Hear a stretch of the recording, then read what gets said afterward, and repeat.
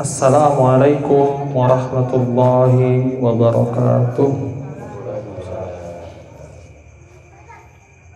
Nahmaduka ya man awdahta lana subulal hidayah, wa nusalli wa nusallimu ala man arsaltahu syahidan wa basyiran wa nadhira wa da'iyan ilallahi biiznihi wa sirajan munira.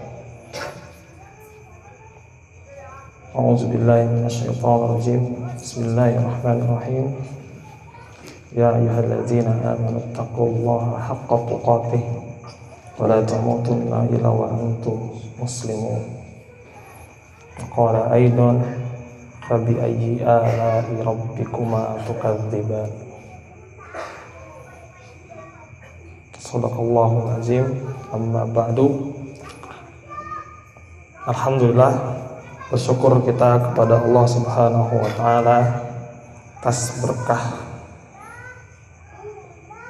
dan limpahan rahmatnya, nikmatnya kita dapat berkumpul bersilaturahmi di sini dalam rangka menghadiri kegiatan rutin kita, yaitu arisan RT 04. Wabil khusus saya merasa dimuliakan dan angkat sedikit kondisi saya sekarang, derajat saya di sini dengan dipertemukan kembali saya dengan bapak-bapak di sini, dengan para pengurus arisan, dengan para tokoh, para guru. Mohon izin juga kepada ayahanda saya yang biasanya dia yang ngajarin saya. Sekarang saya di depan, beliau mendengarkan saya.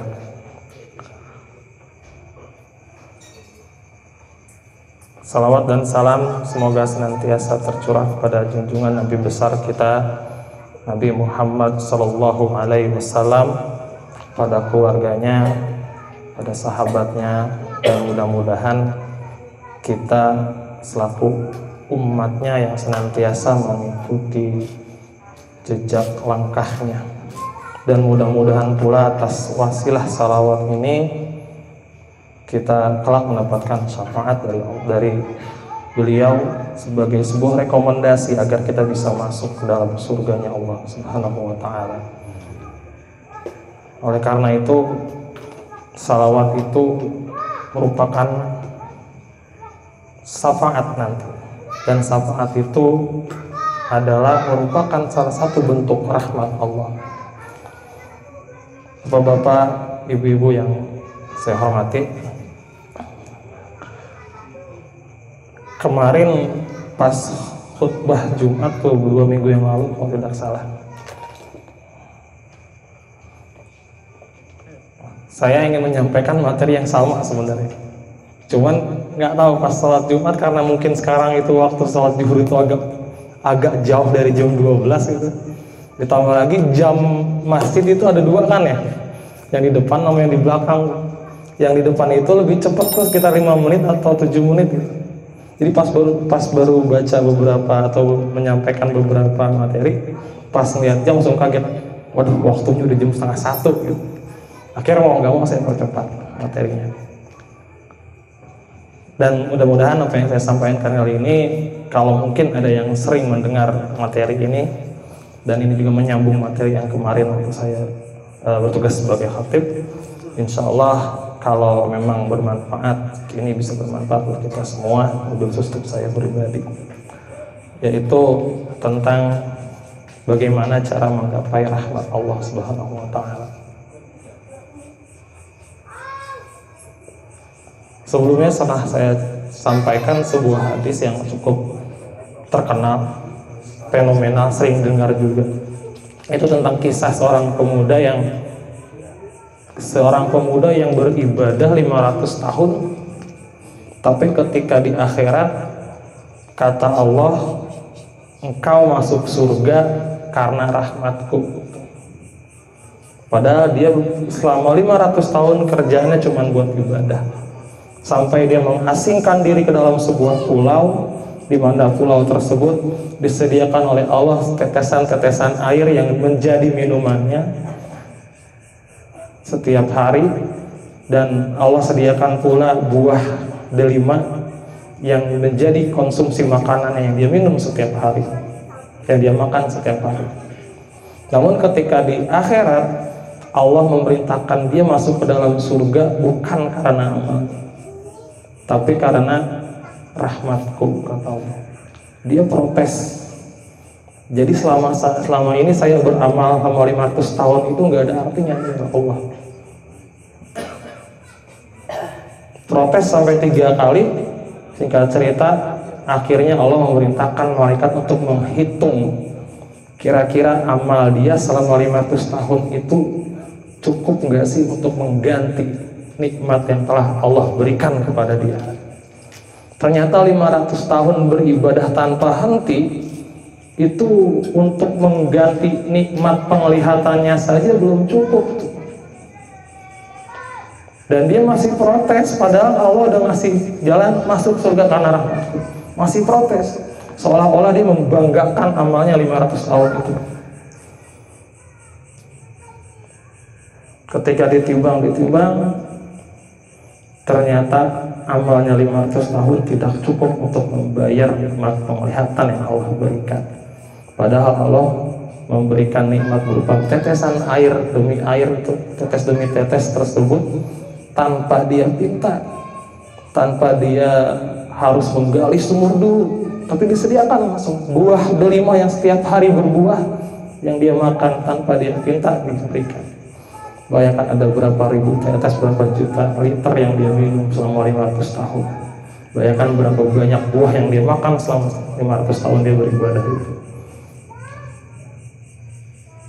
Jadi intinya, kalau kita sekarang yang hidup masih kisaran puluhan tahun, dihitung mulai dari usia taklif umur 10 tahun misalkan, sampai sekarang umur kita rata-rata 40 atau 50 tahun, baru efektif kena wajib beribadah itu sekitar 30 atau 40 tahun tuh. Dan kita nggak fokus ibadahnya, cuman sekedar yang wajib-wajib doang, itu pun kadang-kadang kita lalaikan. Belum yang sunnah-sunnah belakangan.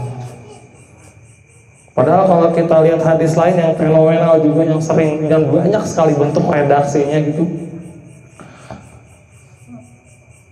Kata Rasul, la yudkhilu ahadan minkum, tidak bisa masuk ke dalam surga salah seorang di antara kamu karena amalnya. Dalam bentuk lain, laisa ahadan minkum yunjihi amalu, nggak ada satu orang pun di antara kalian yang selamat karena amalnya. Wala yujiru minan nar, dan tidak juga menjauhkan dia dari api neraka. Amal-amal itu nggak bisa menjadikan dia masuk ke surga, dan juga tidak bisa menjauhkan dia dari api neraka. Nggak ada seorang pun. Logika sahabat yang mendengar itu langsung bertanya, berarti termasuk Rasul juga? Wala anta ya Rasulullah, termasuk engkau juga ya Rasulullah? Ya walana, dan bukan, saya juga nggak termasuk orang yang masuk surga itu, kecuali dengan sebab rahmat dan ampunan Allah. Jadi selama ini kita beribadah gimana? Kan banyak tuh ayat-ayat Al-Quran yang menyatakan kita masuk surga atas amal kita. Al-Waqiah misalkan, wa hurun 'ain kamsalil lu'lu'il makhnun jazaa'an bima kanu ya'malun. Di surga itu disediakan hurun 'ain, para bidadari-bidadari cantik cerita. Terus bagian ayat selanjutnya tadi, jazaa'an bima kanu ya'malun, itulah balasan bagi apa yang telah mereka kerjakan selama di dunia, mereka amalkan selama di dunia. Berarti bertolak belakang dong hadis Nabi itu dengan ayat-ayat itu. Melihatnya bukan seperti itu. sebagian besar ulama berpendapat bahwasanya kaitan antara hadis dengan ayat-ayat ini adalah memang pada dasarnya amal itu tidak bisa membeli surga, tapi amal itu justru nanti ketika orang masuk surga karena rahmat Allah, itulah yang akan menentukan tingkatan surga mana yang akan kita dapatkan. Begitu juga dosa, ya. Kalau orang nggak dapat rahmat Allah, otomatis dia akan masuk neraka. Maka semakin banyak dosanya, maka itulah tingkatan neraka yang akan dia dapatkan. Jadi intinya sekarang kita hidup seperti apa? Hidup yang selalu senantiasa kita upayakan untuk beramal setiap hari. Ya, amal yang kita lakukan setiap hari ini kita upayakan bagaimana caranya amal ini kita bisa dapatkan nanti di akhirat kelak untuk mendapatkan rahmat Allah. Tuh. Jadi amal tidak bisa menentukan masuk surga, tapi rahmat Allah lah yang menentukan kita masuk surga. Dan amal itulah yang nanti akan menentukan di level mana, di tingkat mana kita akan ditempatkan oleh Allah dalam surga. Pertanyaannya sekarang, bagaimana sih cara meraih rahmat Allah itu? Rahmat itu apa sih? Karena kalau kita baca setiap hari itu Bismillahirrahmanirrahim, itu bentuk sifat Allah yang menjadi nama Allah. Rahman, Rahim sama tuh, akar katanya Rahimah. Kita taunya Rahimah itu artinya sayang, cinta, kasih. Padahal Rahman dan Rahim itu pengertiannya berbeda. Dan nanti yang akan kita dapatkan di akhirat nanti dalam bentuk rahimnya Allah. Karena ditafsirkan dalam ayat Bismillah itu, Bismillahirrahmanirrahim, dengan menyebut nama Allah Ar-Rahman. Ar-Rahman itu nikmat yang Allah berikan, maksudnya sifat Allah yang memberikan nikmat kepada siapa saja selama di bumi, selama di dunia, nggak pandang bulu tuh. Makanya surat Ar-Rahman di awal-awalnya itu banyak sekali menceritakan tentang kisah-kisah fenomena alam, penciptaan, proses bagaimana langit, bintang-bintang, matahari, pepohonan, lautan disebutkan di situ. Kenapa? Memang terkait dengan rahmat atau nikmat yang Allah berikan di dunia, itu sifat rahmannya Allah. Kemudian kalau yang rahim, sifat rahim itu artinya nikmat yang hanya Allah berikan kepada hambanya yang beruntung masuk surga nanti di kelak di akhirat. Makanya banyak versi sih sebenarnya Ar-Rahman Ar-Rahim itu. Bahkan dalam kalimat yang lain, yang memberikan nikmat besar ya Allah di dalam dunia dan akhirat. Atau nggak pakai akhirat, Ar-Rahman itu artinya yang memberikan nikmat besar di dalam dunia. Ar-Rahim yang memberikan nikmat kecil di akhirat saja. Kok gedean yang di dunia? Ya tergantung sudut pandangnya memang. Tapi lepas dari itu semua, bagaimana nih kita mendapatkan rahmat itu? Sedangkan tadi digambarkan dalam cerita tersebut, masuklah dalam surgaku karena rahmatku. Terus kata Nabi, aku nggak akan masuk surga kalau bukan karena rahmat Allah. Rahmat itu apa? Rahmat itulah yang dimasuk yang sebagian ulama berpendapat bahwasanya rahmat adalah ampunan terbesar yang Allah berikan kepada hamba karena kasih sayang yang terhadap hamba. Contoh gini, tadi kan dalam hadis cerita tentang orang yang beribadah 500 tahun itu nggak masuk surga, mau masuk surga tapi kata Allah karena rahmatnya. Tadi sudah digambarkan sama Pak RT dalam hal fardu kifayah gitu. Bayangkan kalau satu kampung nggak melaksanakan fardu kifayah gitu. maka satu kampung itu dosa. Nah, bagi kita yang nggak ikut melaksanakan itu, misalkan ada orang meninggal, jenazahnya nggak diurus, nggak dimakamkan, atau bahkan diusir ke tempat lain, maka kampung kita ini seluruhnya berdosa. Tapi ketika ada satu orang atau dua orang, beberapa orang saja yang melakukan penyelenggaraan jenazah, maka orang-orang di seluruh kampung ini semuanya nggak berdosa. Nah, itu salah satu bentuk rahmat Allah. Padahal kita nggak ngapa-ngapain, tapi kita nggak berbuat dosa. Ada orang yang menggantikan. Berarti amal orang lain, tapi kita nggak lakukan amal, itu kita tidak mendapatkan dosa. Gugur kewajiban kita. Itu salah satu bentuk rahmat Allah. Contoh yang lain adalah sedekah misalkan. Bahkan sampai ada ayat yang kita sering dengar tuh kan, ya laitani laula akhartani ila adzaril qalib asaddaq. Mayit itu ketika dia meninggal ketika dia dibangkitkan, mereka minta ditangguhkan tuh. Kalau saja ya Robi, kalau saja engkau tangguhkan saya di masa hidup saya di dunia sebentar saja, maka saya akan bersedekah. Ternyata ada nilai rahmat Allah dari sedekah itu yang kadang-kadang kita sepelein. Mungkin kita menganggap misalkan sedekah kecil ya, 500 perak, lagi lewat kantong ada duit 500 perak, masukin ke kotak amal. Itu yang paling ikhlas tahunya itu. Tapi dari 500 perak itu bisa jadi masjid misalkan, walaupun cuma kebeli talinya doang buat ngukur.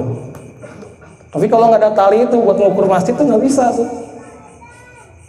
Nah, masjidnya dipakai terus, padahal kita beramal seolah-olah amalnya kita sepele itu. Tapi ketika masjid itu terus bermanfaat bagi umat, maka selama itu pula pahalanya mengalir. Itu bentuk rahmat Allah. Jadi kalau dibandingin dengan amal yang kita lakukan, sebenarnya gak ada apa-apanya. Itu kan kalau kita lihat lagi, ada orang yang beramal atau bersedekah karena kekayaannya banyak, besar-besaran, jutaan, puluhan juta, ratusan juta. Kita nggak bisa kayak gitu. Bisa jadi, tapi pas ternyata mereka di akhirat malah masuk neraka. Padahal amalnya atau sedekahnya lebih gede daripada kita yang biasa. Nah, itu salah satu bentuk rahmat Allah. Belum tentu nilainya yang besar itu membawa sedekahnya yang besar itu kan amal, membawa dia ke dalam surga.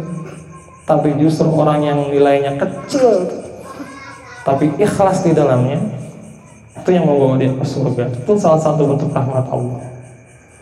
Nah, berarti ada ikhlas di situ.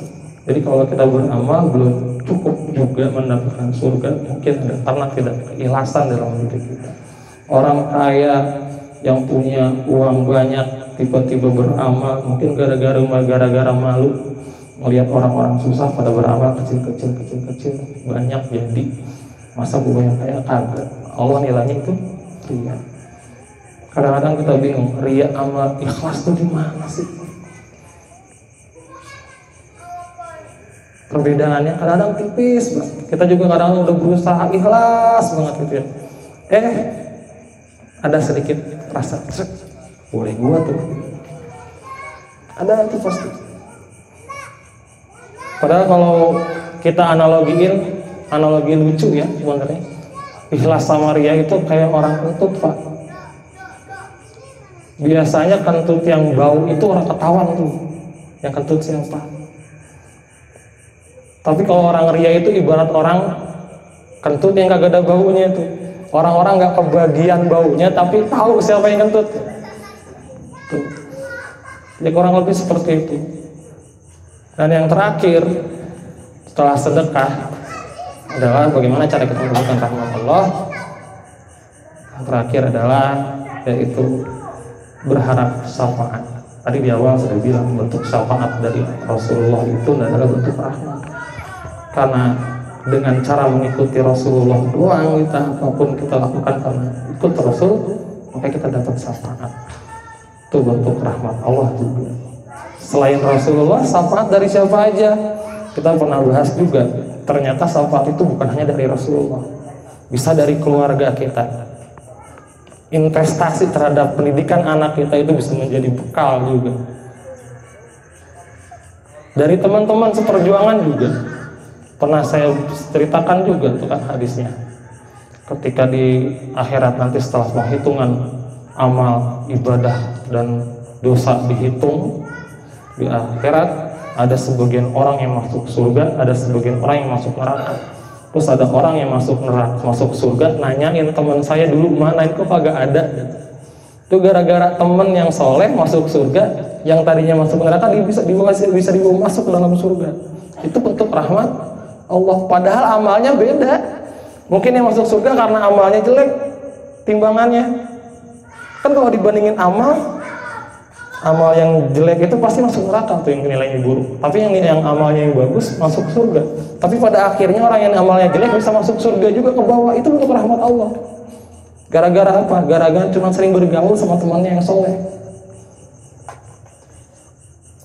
Jadi mulai sekarang perbaiki diri kita. Saya pribadi juga, bagaimana cara kita menggapai rahmat Allah. Kita perbaiki niat kita dalam beribadah, beramal, tambah munculkan keikhlasan. Jangan sampai ada rasa riya sedikit pun. Masuk saya berdiri di sini itu susah banget munculin. Ini jangan-jangan gue ngobrol di atas di depan orang-orang gini ada rasa kepengen dilihat orang gitu. Padahal kadang-kadang suka terpaksa. Padahal terpaksa itu kan bentuk lain dari ikhlas juga sebenarnya.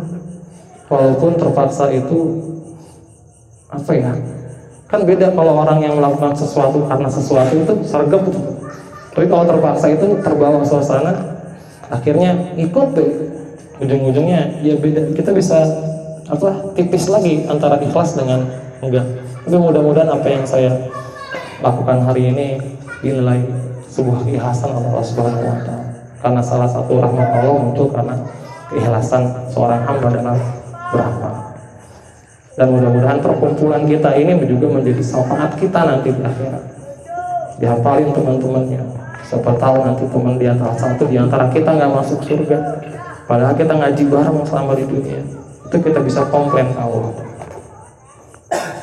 Itu salah satu bentuk rahmat Allah. Dah kayaknya udah kelamaan, udah kesorean, udah kemalaman juga, dan mulai ngelantur. Apabila ada kekurangan dari saya